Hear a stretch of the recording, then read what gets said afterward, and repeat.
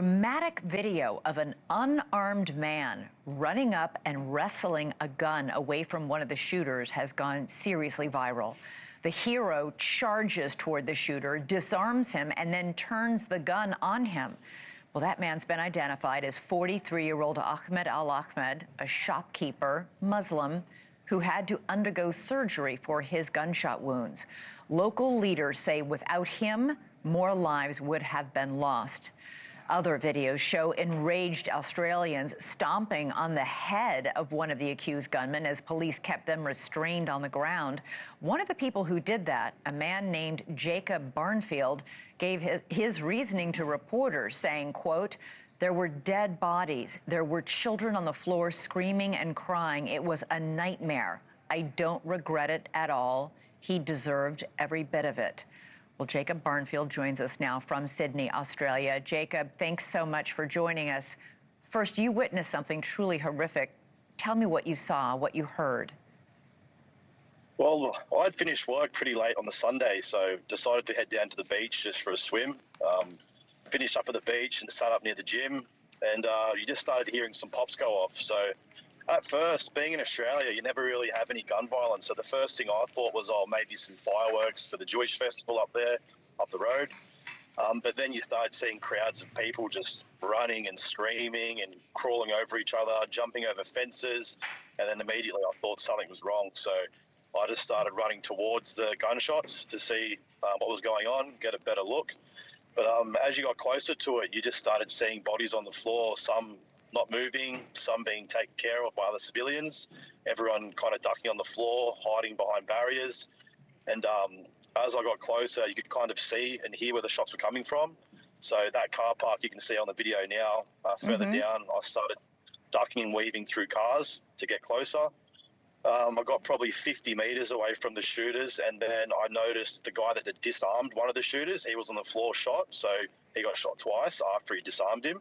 You're talking about the Muslim shopkeeper we just showed, that video, that's what you saw? That's correct, yeah. Okay. As I got closer to him, yeah, he was about 20 metres ahead of me, and he was shot, and then he hid behind a tree. At that point, I got about probably 30 metres away from the bridge. There was a few people ahead of me.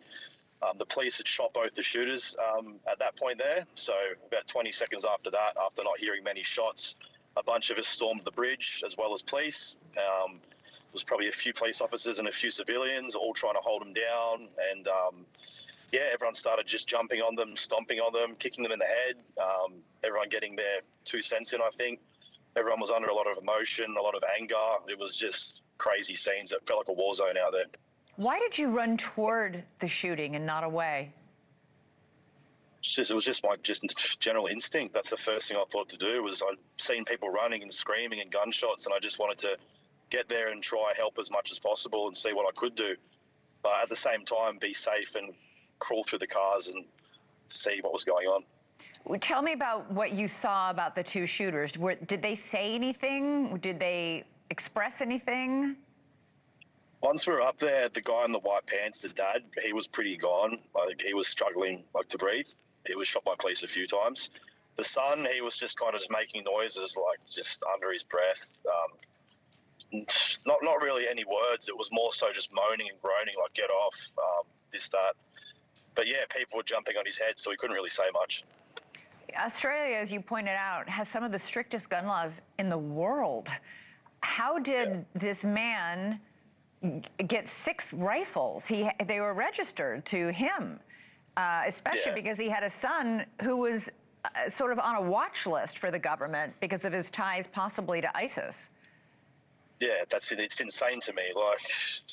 Usually Australia, they do lots of background checks. They're very thorough with it. Usually you have to join a rifle club before getting a gun license, go through lots of strategic checks.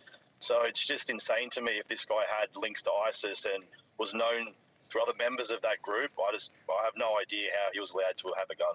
It's insane to me. Bottom line, it was a moment of very high intensity, very high emotion.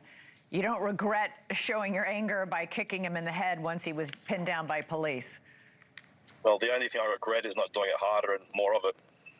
Jacob Barnfield from Australia. I'm sure this is not something you will ever forget. experiencing and witnessing. Thank you for joining us. I appreciate it.